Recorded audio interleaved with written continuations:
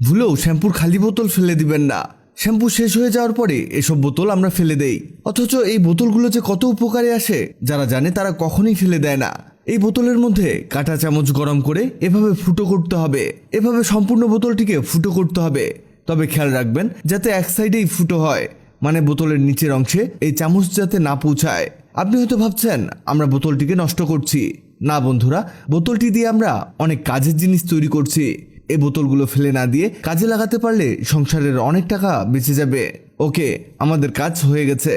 দেখুন, সম্পূর্ণ বোতলটি করেছি, কিন্তু নিচের দিকে একটু অংশ বাকি রেখেছি। আপনিও এভাবেই ছিদ্র করে নেবেন। এবার এর উপরের ঢাকনাটিকে খুলে ফেলুন। ওকে, হয়েছে। এবার একটি শক্ত পেপার নিন। এই পেপারের মধ্যে দুটো পার্ট আছে, আমরা এক পার্টকে আলাদা করে নিব। এই দেখুন, এমন একটি পার্ট হলেই চলবে।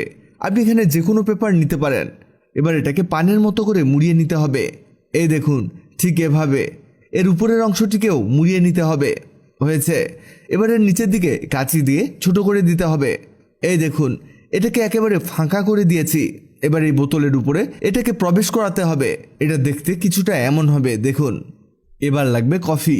আপনার বাসায় কফি না থাকলে 5 টাকা দামের মিনি প্যাকগুলো নিতে পারেন। এই কফি এতে দিতে হবে 2 চামচ পরিমাণ।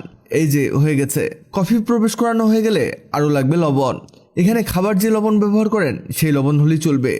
লবণ এতে দিতে হবে 2 চামচ পরিমাণ। এই যে কিছুটা আটকে গেছে। ওকে, ক্লিয়ার। আরও 1 চামচ দিতে হবে।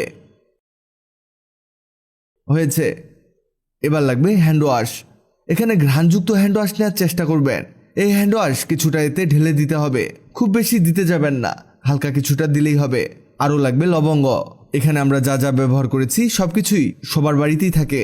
এখানে লবঙ্গ 5 থেকে 6টি এর মধ্যে প্রবেশ করিয়েছি। আমাদের কাজ শেষ।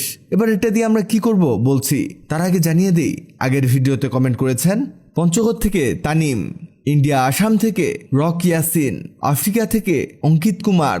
আপনারা যারা কমেন্ট করেছেন আপনাদের ধন্যবাদ। আমরা মূলত এটা কি তৈরি করেছি, এটা আপনি ব্যবহার করবেন আপনি যেখানে কাপড় রাখেন সেখানে, যেমন ওয়ারড্রপে বা র্যাকে, মানে যেখানে যেখানে তেলাপোকার উৎপাত সেখানে রাখবেন। অনেক সময় তেলাপোকা, ছোট ছোট ইঁদুর আমাদের দামি দামি কাপড় কেটে ফেলে, সেই সাথে আমাদের ইম্পর্টেন্ট কাগজও কেটে ফেলে, যার কারণে পরবর্তীতে আমাদের অনেক ঝামেলা পোহাতে হয়।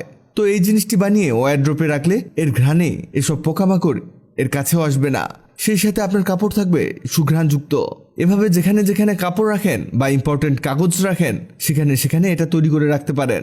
আপনার বাড়ির সবকিছুই থাকবে সেফ। ভিডিওটি অনেকের উপকারে আসতে পারে, তাই ভিডিওটিকে শেয়ার করুন। আপনি পৃথিবীর কোন জায়গা থেকে ভিডিওটি দেখছেন কমেন্ট করুন, যাতে পরবর্তী ভিডিওতে আপনাকে ধন্যবাদ জানাতে পারি। ভিডিওটি ভালো লাগলে লাভ ইউ একদিন, খারাপ লাগলে হাহারি একদিন।